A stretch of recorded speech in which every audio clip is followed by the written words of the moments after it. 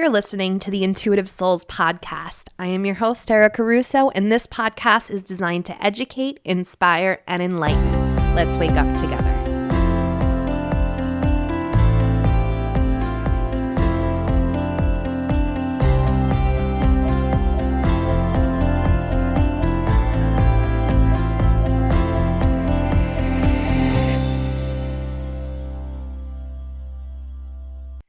Hey guys, welcome to the Intuitive Souls podcast. If this is your first time tuning in, welcome. I am super excited that the universe led you here. If you are an OG and you keep on coming back and you keep listening, you know I fucking love you. You know I say this every episode, but I do. You guys make this so much fun, so easy for me, and I appreciate all of the love and support that you guys give. And if this podcast is helping you, if it's giving you tools, if it's giving you the conversations that you need to hear, if you have a minute, if you can head on over to iTunes and write a review, I would really appreciate it. Those reviews allow me to get this podcast to the ears that need to hear it. But before you go ahead and click submit, make sure you take a picture or a screenshot and send it to me at hello@ericarusso.co. No M, and I'd like to send you my soul alignment activation for free, just as a thank you, because I know how fucking busy life is, and I know that it's very much appreciated that you take the time out to do that for me. So thank you in advance. Now, in this episode, a long story short, I have a lot of ideas that I want to do with this podcast. I have a lot of topics that I want to talk about. And since the beginning, I always wanted to bring someone on who's experienced a near-death experience. Now, I have a lot of mediums on the show. You know, me and Jenny talk every month, and we talk to you about, the process of death and the process of reincarnation and mediumship through a medium's eyes, right? What we have learned through our own mediumship development and growth and doing what we do, and just as human beings. And that's what we are able to give you. But I always wanted to bring someone on who's actually experienced death firsthand.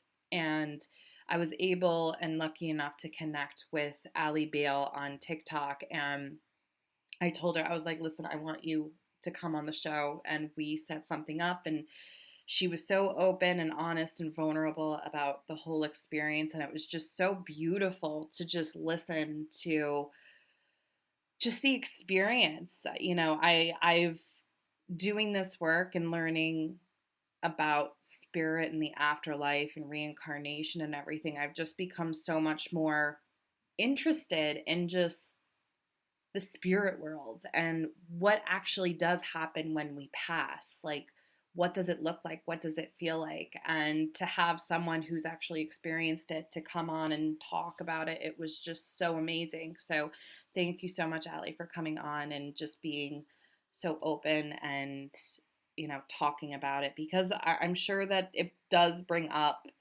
a lot of healing and trauma. And it's just, thank you for coming on. And, this was a really eye-opening experience for me. She talked about the power of gratitude and just gave so much more than just her experience. She gave a lot of wisdom, and just be sure to really listen and to really allow yourself to be open to the whole experience. Because if there's anything I would like, it's to show people that death is a part of life, and it's something that we should not fear. Because it's so funny, because I have TikToks that people comments that I talk about mediumship and death and stuff, because I want it to be a more acceptable thing to talk about, because we have to remember that there's only two absolutes in life, and that's birth and death.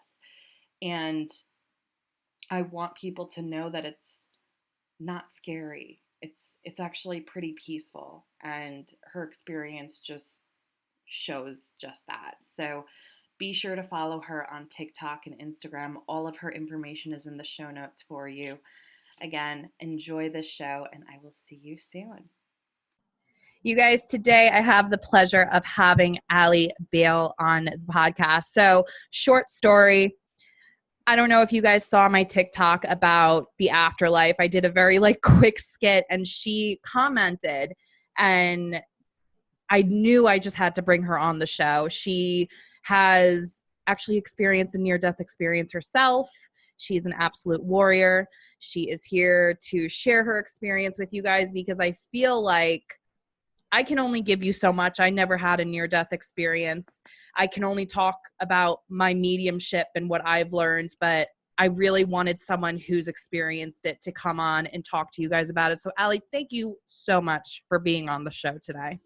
Thanks for having me. I'm so excited for this. Oh my God, me too. I mean, I can't wait to hear about your stories. So tell us a little bit about who you are and really how all of this happened, how this near-death experience occurred, and, just what was it like for you?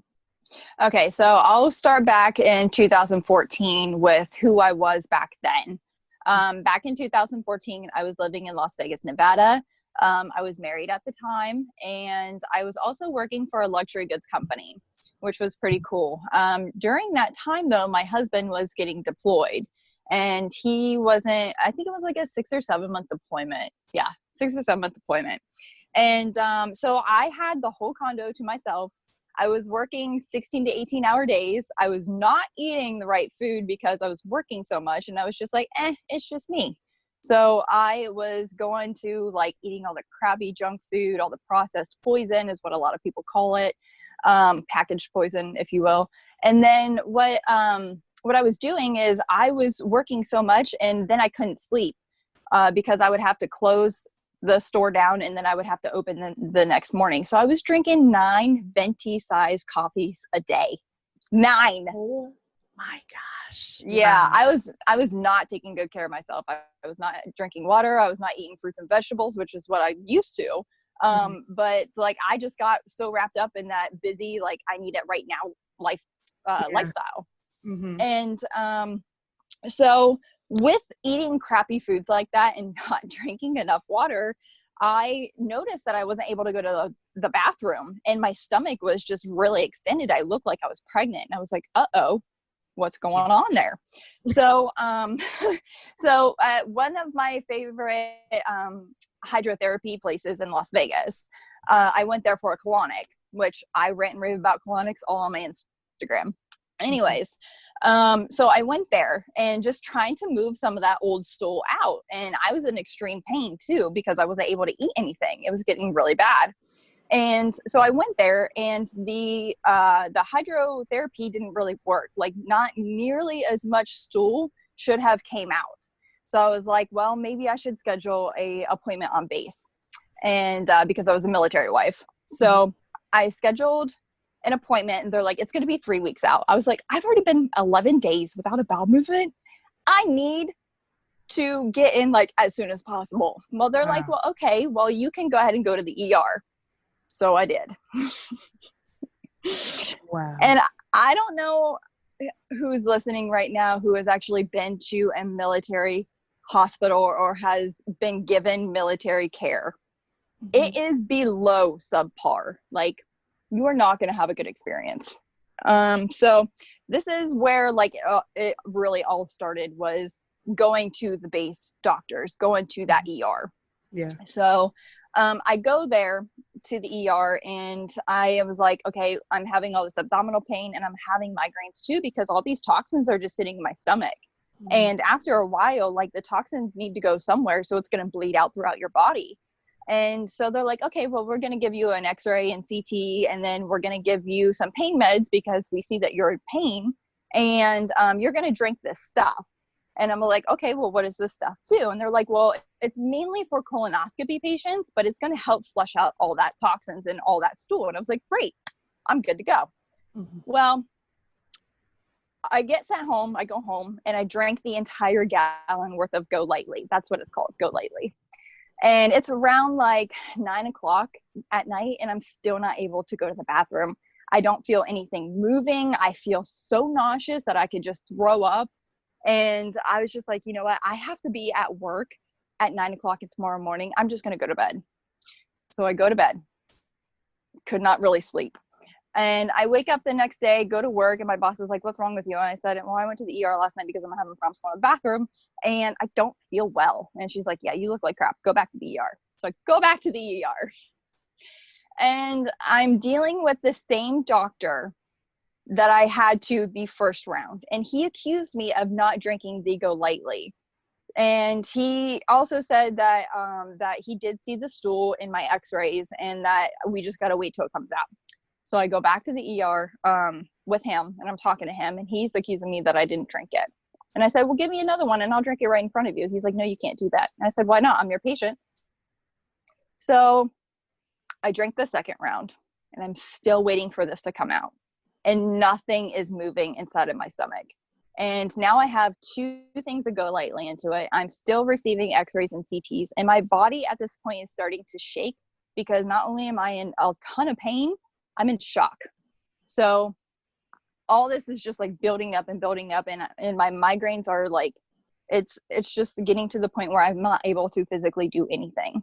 So the next day I don't have to work, and I don't have to work the day after that, thankfully. And I'm still waiting for this to come out of my system. Nothing happens. And I go back to the ER for the 3rd time. They're like, we're going to give you more x-rays and CTs, and we're going to do x-rays and CTs of your neck too, just because the migraines could be something separate. And I was like, okay, cool. That visit, they just gave me more Dilaudid, more, what is that called? Tylenol, like the extra strength Tylenol. And then they sent me home again. And they're like, it's going to come out sooner or later. Just keep going. Keep doing what you're doing. It's going to come out. I'm like, okay. So fast forward to the 4th and 5th time. The 5th time I go to the ER is the time that I was finally admitted. And the only reason why they did not turn me away that time and give me more Go Lightly and give me more Dilaudid and more Tylenol is because my white blood cells dropped down to 1.9. And they immediately had me in the ICU. They had the most disgusting, contaminated ICU unit that I've ever seen in my entire life. Like, people that were supposed to come into my room were supposed to be completely gowned, and they weren't. They were supposed to have masks on, and they weren't. Like, oh my God. Like, my immune system is so low right now. Like, they pretty much neglected that entire first couple days that I was in there. So then when my white blood cells get back up, they switch me to another room, which I'm content with. And like, I'm still having these bad migraines, and I'm still not able to go to the bathroom. At this point, like, I'm so delusional. I don't know what's going on because my head, I can't think straight. And my friends that are coming to see me on base, they're like, Allie, you don't look good. And I'm like, I don't know what else to do. I'm under their care. So, the doctor comes in and he goes, how are you feeling? And my eyes at this point are like completely blown, and I have really blue eyes, and you cannot see the iris. So they're like, well, we think that you have meningitis. We're going to give you a spinal tap or a lumbar puncture and see if you have meningitis. And I was like, okay, cool. So I'm laying there. My eyes are looking like an alien. I'm still in so much pain from my stomach and not being able to go to the bathroom. They do the lumbar puncture. And my friends are in the same room with me. 3 of my friends are in the same room with me while the lumbar puncture is going on. It's supposed to be like a sterile environment type thing whenever you go into somebody's cerebral spinal fluid. Anyways, they do the lumbar puncture, and somehow my cerebral spinal fluid is contaminated. And that's when I have my first seizure. And whenever I come to, my friend is holding my hand. My friend Caitlin is holding my hand. And I say, Caitlin, when did you get here? And everybody in the room is looking at each other like, what do you mean? Like, the doctors didn't take my confusion as a symptom, as something else is going on. So neurologically, something else is going on because her friends are here and she didn't recognize that they came in. So after that lumbar puncture, they move me, which after you have a lumbar puncture, you are not supposed to be moved. You're going to give that person one hell of a migraine. And I was in that room for, I don't know how many days it was. I think it was like 4 or 5 days that I was in that room. Well, finally, I was able to go to the bathroom. I didn't have meningitis. They were just waiting for my bowels basically to move. Like they couldn't figure out what was going on with me. They didn't give me like a definitive diagnosis. They just kept doing these tests and these x-rays and these CTs to see what was going on. During that time, I never saw a neurologist. I saw one gastroenterologist, but I already had a scheduled colonoscopy for the end of that month going on because I was having stomach problems. Like we already set up that colonoscopy to be scheduled. That's the only doctor that I saw. So the day that I was discharged from that hospital, they gave me another patient's medication. Yeah. And the medication was a diuretic. So I already have a migraine, so they were trying to keep me hydrated. And with everything going on, I needed the hydration. The diuretic took away everything.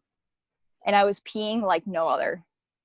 So when they discharged me, they sat me up and I stood up and I was so dizzy. Like it was almost like tunnel vision was going on and it was like blacking in and out. And I got really weak. So they wheeled me out all the way down to the ER where my friend was supposed to come pick me up, and they leave me outside in the middle of November in the middle of December sitting right in front of the ER by myself.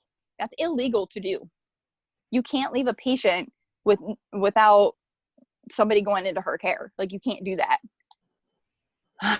So my friend Erica comes and picks me up with her 2 dogs, and I love those 2 dogs to death.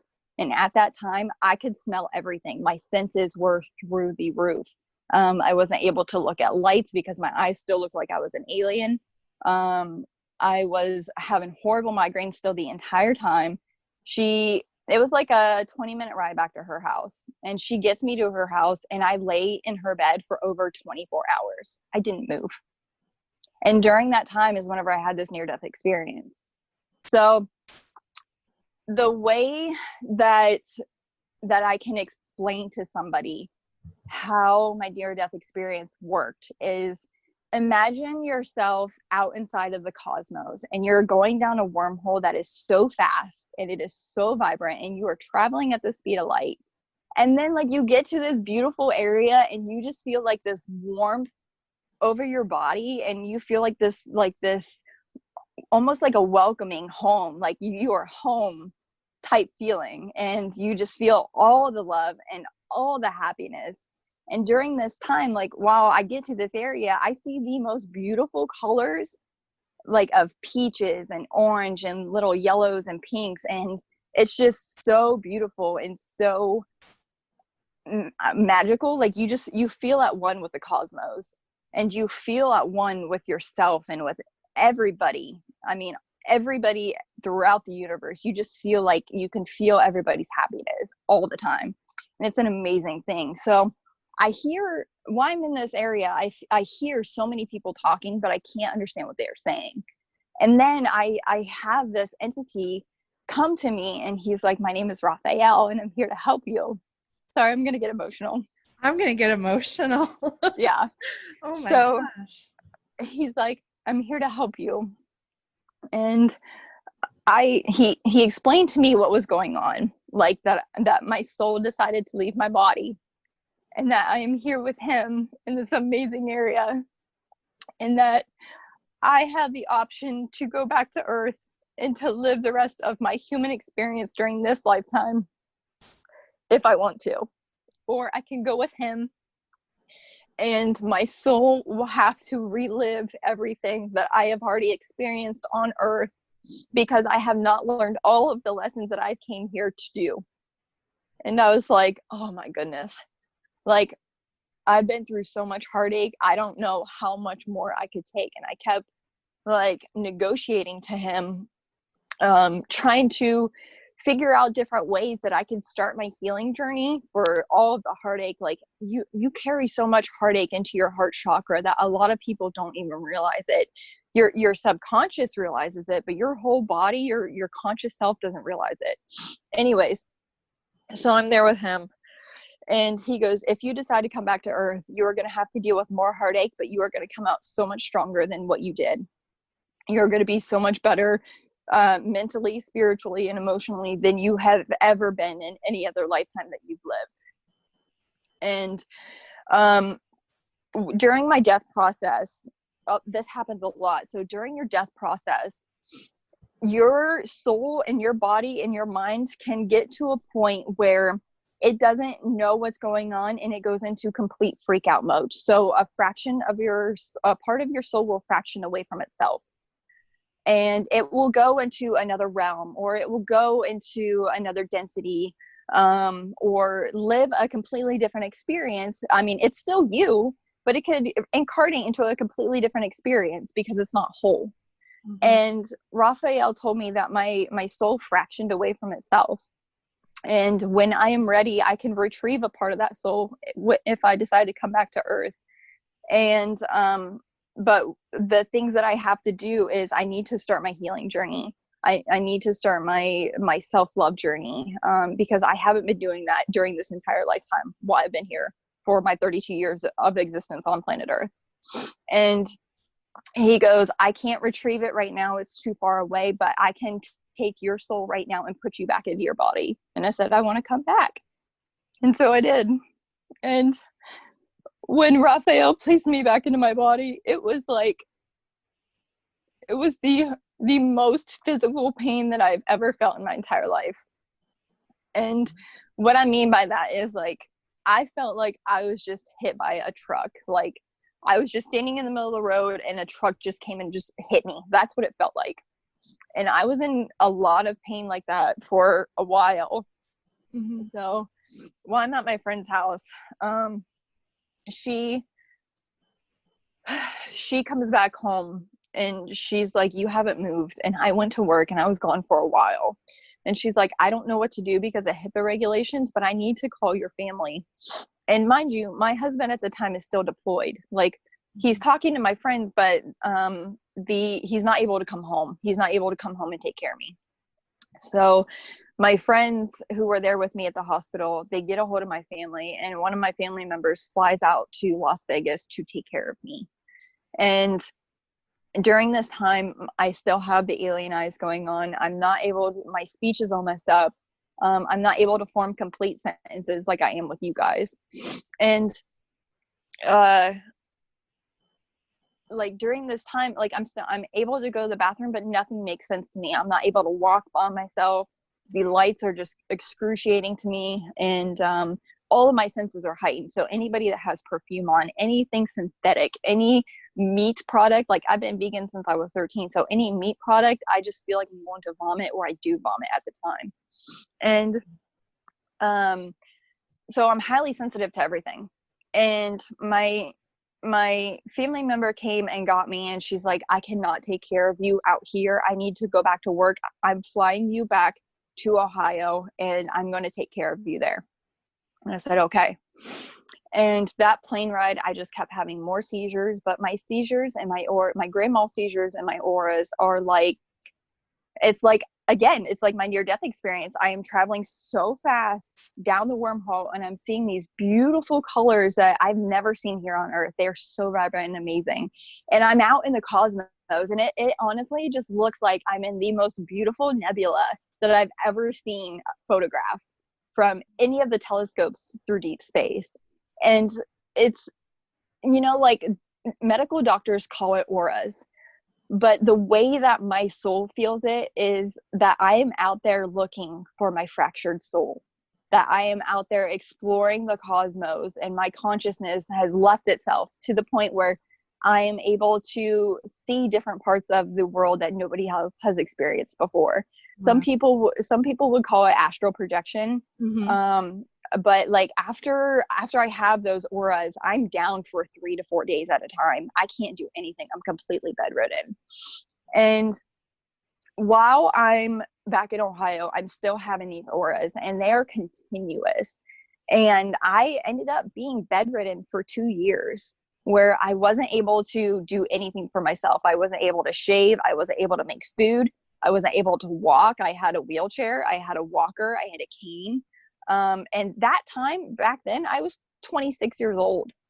So for a 26-year-old to go through all of that and just to not live the life that they were intended to, what people would, society would consider normal, I was completely taken back by that. Because one, I never experienced anything like that before. I mean, before all that happened, I was relatively healthy. I would eat fruits and vegetables. I would drink my water. It was just during the time where I neglected my own body, and my body and my soul was like, hold up, girl.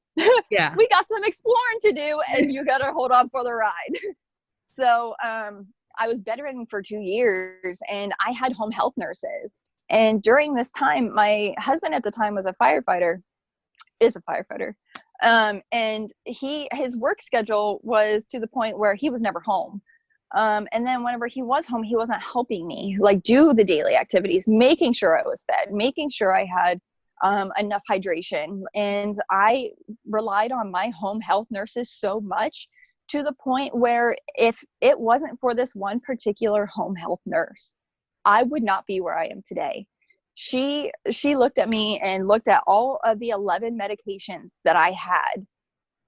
And she's just like, you can continue to live this life and you can continue to be bedridden, or I can do something that is not Western approved and I can help you live a better life. And I looked at her and I just started bawling. I said, I want the better life.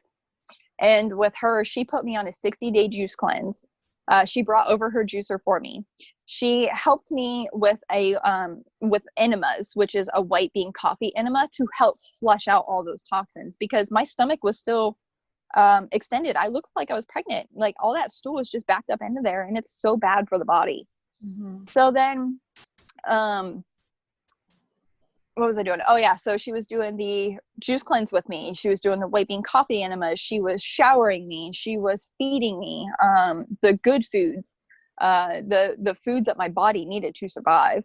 And then my friends, Jess and Dan, they got me hooked on doTERRA essential oils. And that's what I converted into medicine, because those 11 prescription medications were killing me. And a lot of people don't know this, is 187,000 Americans die each year from taking their prescribed medications properly. I was on 11 medications that were all contradicting one another. And whenever I left that hospital, I was diagnosed, I went to 2 hospitals. Sorry, you may have to edit this. So I went to 2 different hospitals, because I completely forgot that part. And the 11 medications that I was on were contradicting one another. So the medications that I was on for my seizure medication, I had medication for the radiation poisoning that I had because of all the CTs and the x-rays that they gave me. Like the max radiation scans that you're supposed to have a year is 4. I had 26 within a 5-week period. Oh my God. Wow. Yeah. Like I should have died. Like on my chest, you can see the little radiation burns and the bubbles. I mean, I look like Chernobyl. It was awful. And so I was on that. I was on migraine medication. I was on medication to help me go to the bathroom. I was on medication to help calm down my gallbladder, because my gallbladder was inflamed at the time. And that's 5 alone, but I had almost like 2 for each one, because they didn't know what to do with me. They're just like, we're going to push all these meds at her and see which one figures out or what one works. So then, so my home health nurse, like I wasn't able to do anything. I wasn't able to walk, all that stuff. Right. And I had these blackout curtains in my room, and Celeste, my home health nurse, what she would do is she played meditation music for me the entire time that she was there on YouTube. It was free. It was the live music. She played that for me all the time. So I mastered meditation during those 2 years, because I wasn't able to do anything else. I couldn't read. I couldn't watch TV. I couldn't sit up, couldn't do nothing. And if it wasn't for her walking into my life, I would more than likely be dead because of all the medications that I was on. I mean, I fought so hard to survive, and I negotiated with Raphael to come back here to fulfill my life's purpose. And what a lot of people don't realize is like, yeah, we are living a human experience in a spiritual world, but we get to dictate any and everything that we do through free will. And we get distracted by so many things that infringe upon our own free will that we don't fulfill our life's purpose. Mm-hmm. So, I mean, like coming back and seeing all the progress that I did with my home health nurse and having to go through speech therapy and having to go through physical therapy and occupational therapy and all this other stuff, to see how strong that I thought that I was not, looking back, and I'm just like, I don't know how I did that. Like, I don't know how I was able to do all the things that I did and still like now be here today. Like, I can walk on my own. I can actually eat all the good food, and I'm able to have a conversation with somebody again. Like, I was not able to do that 6 years ago. Wow. Did you consider yourself a spiritual person prior to this traumatic experience? Did you believe in angels? Did you believe in the afterlife? Oh, I definitely believed in the afterlife. Ever since I was a child, I've never had the connection to my biological parents that I do with other people. So I felt like my parents were not my parents. And a lot of starseeds have this feeling. A lot of starseeds or like indigo children feel like that they are not where they're supposed to be, but they are trying to figure out their way to get there. So I've known since I was a young child, because I was seeing spirits in my parents' home when I was 6 years old. And I was having these vivid dreams or these lucid dreams where spirits would come and talk to me. And then they would show me different experiences, or like I have precognitive clairvoyance and a lot of people, it's like you're peeking behind the curtain to know what's going on in the future, but you just got to figure out, like, it's a way to show you that you're on the right path. You know what I mean? And what I loved about all my dreams and all my experiences as a child is it basically prepared me so much for my near-death experience, and I didn't realize it. Like, I was so scared as a young child to have those experiences, and to know that yeah, we're gonna die someday, but it's not scary. It's not so gosh, I don't know. What do you want to say? How do you want to say it?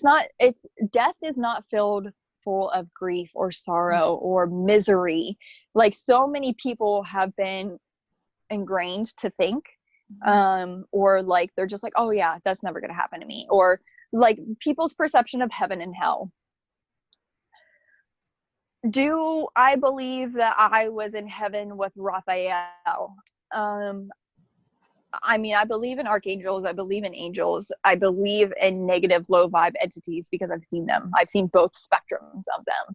It is so much easier to see negative entities and have negative experiences because people are not raising their vibration, and because people are not doing the shadow work that we are meant to do to get us to a point that's going to be like, I don't have to live this lesson again through life. You know? Yeah.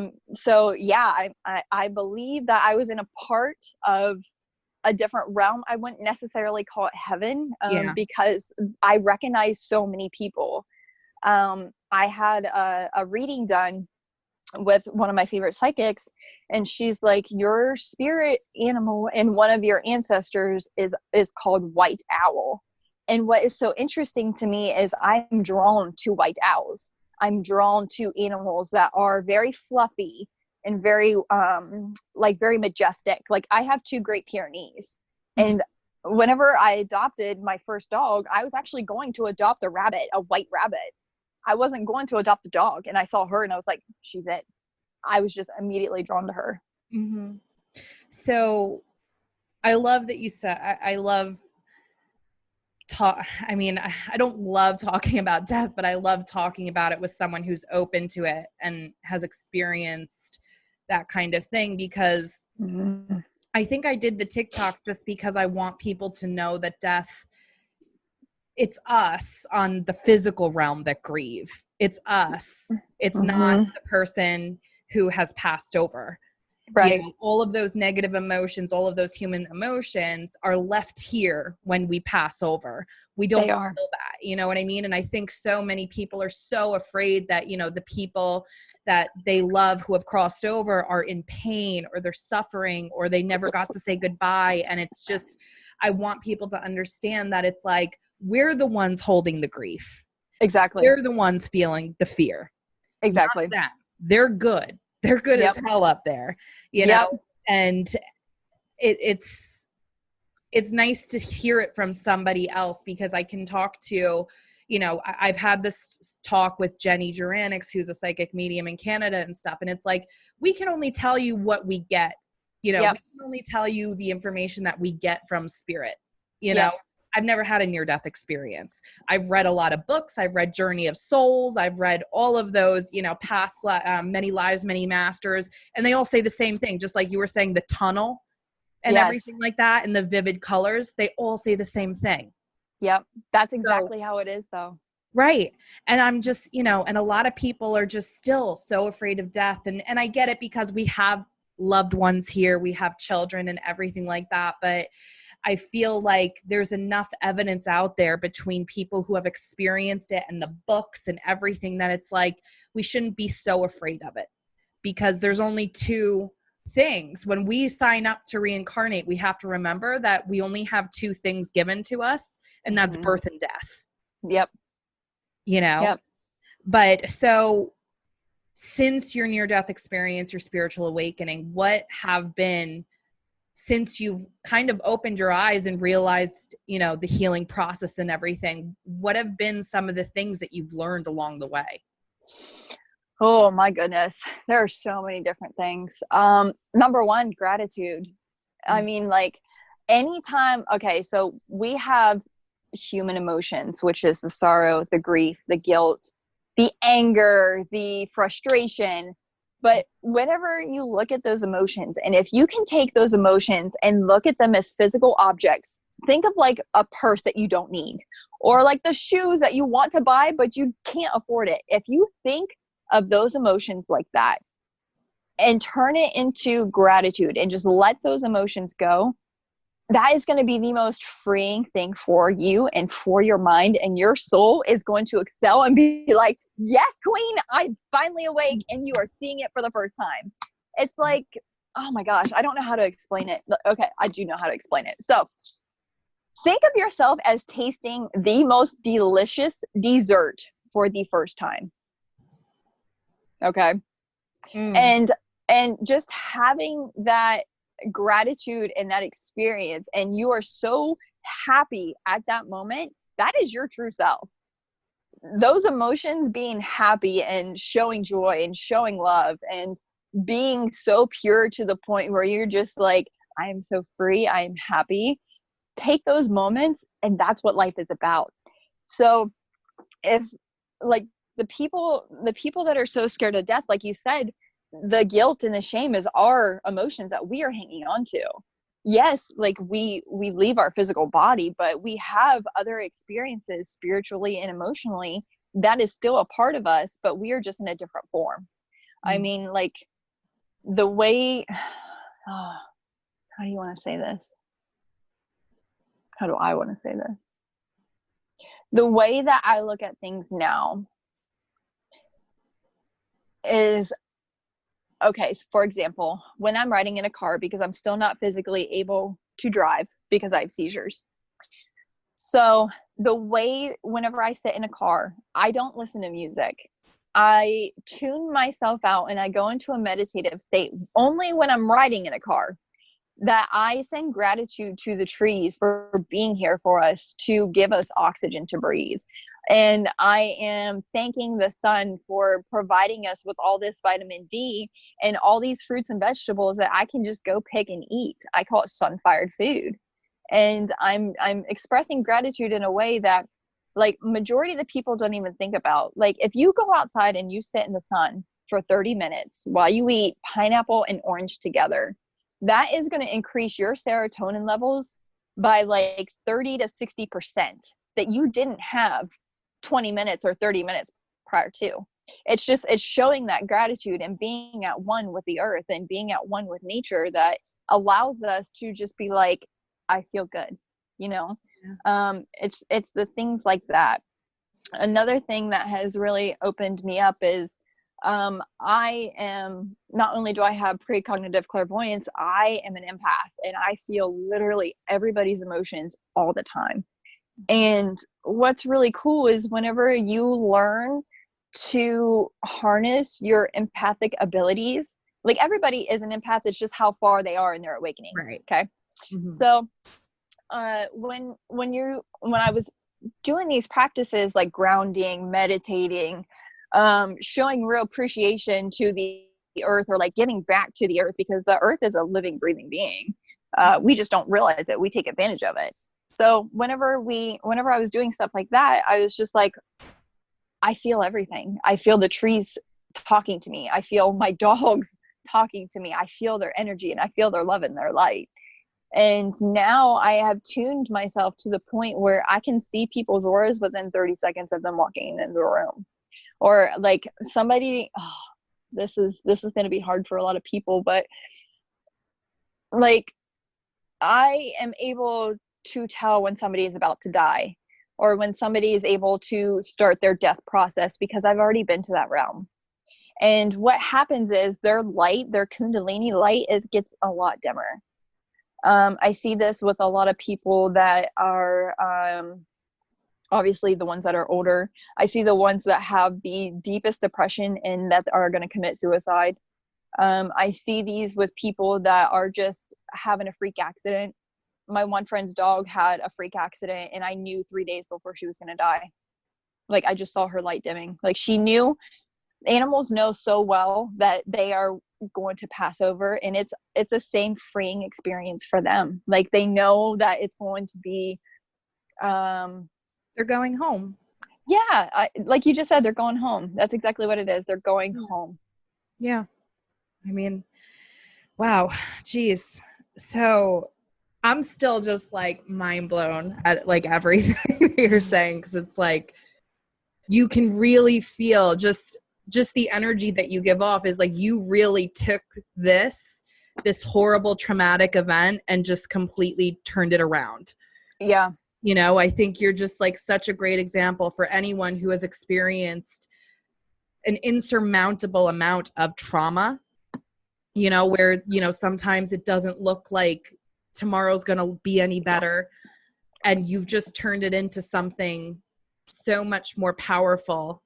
And I commend you for that, because it's really hard when you're in that spot. You know what I mean? When there isn't any light or any positivity in your life, and then to just take it from the ground up, meditating, listening to meditation music, understanding essential oils. And the funny thing is, you said doTERRA essential oils. I just had a doTERRA, my favorite doTERRA advocate on, and I just released a essential oils for spiritual growth and everything like that. And all we did was talk about doTERRA. So that's so funny that you brought it up. But it's, you know, I definitely commend you for turning this around and just making it a lesson and not being a victim of it. Because it's very easy to be a victim.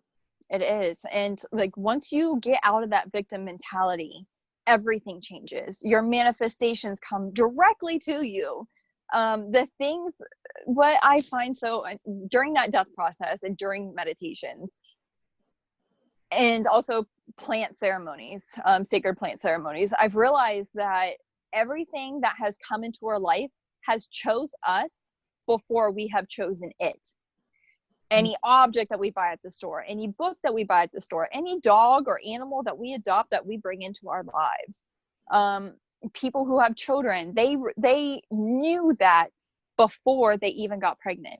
Like they manifested that before they got pregnant, you know? So it's one of those amazing things where like you can't explain it scientifically, quote unquote, but the spiritual community and people who have had experiences, and then their third eye is open, they're just like, I see it, I get it. But it's hard to explain to people in a way who stay in that low vibration, who eat the processed poison food, who I don't want to say don't meditate or don't pray, but it's just like they put it on the back burner, or they put their own self-love and self-worth on the back burner. That's not going to help you advance spiritually, and you're going to have to live that life over again. And what really drove me that entire time during those 2 years that I was bedridden and going through all that juice cleanses and everything else like that is the conversation that I had with Raphael. Is he's like, you can come with me, or you can, or he's like, yeah, you can come with me and live the same life over again to learn the lessons that you did not during this time, or you can come back and learn the lessons and heal. And I was like, oh shit. That's like, thanks. You like me up. Yeah. Yes. But you know what I really appreciate about that conversation that I had with him is the fact that he didn't make it seem so scary, or like that it was a burden in my life that I had to do this.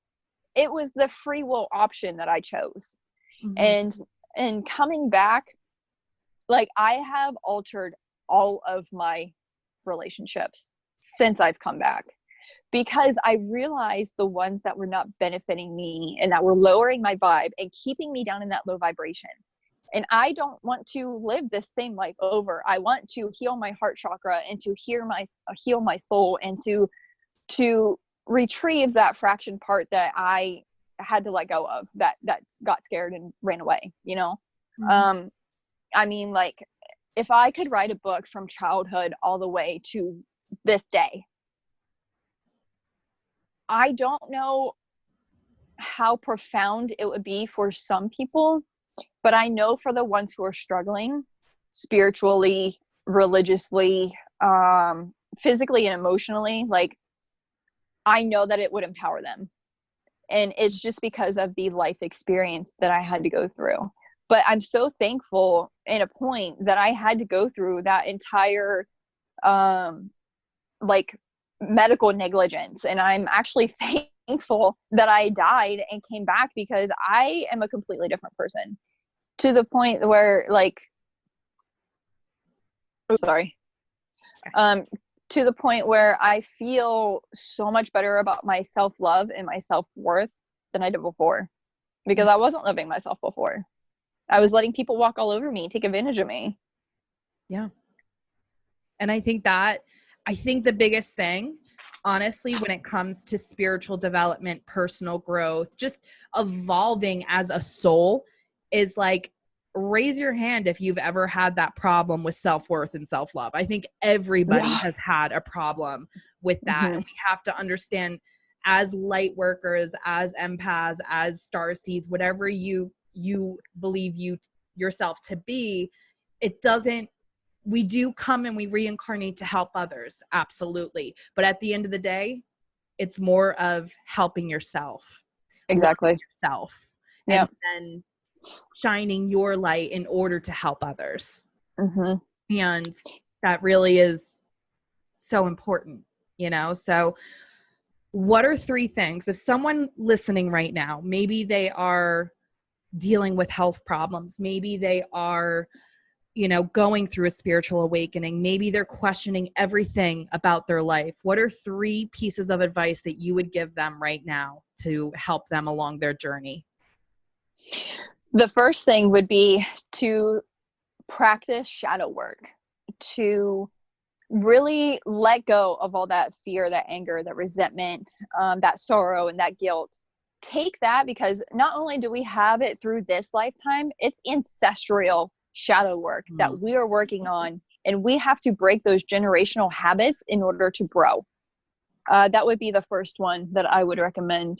The second one, shadow work. I gotta tell you, it's the easiest thing, but it's the most freeing thing also at the same time. For a lot of people, they want to suppress those emotions and not face them.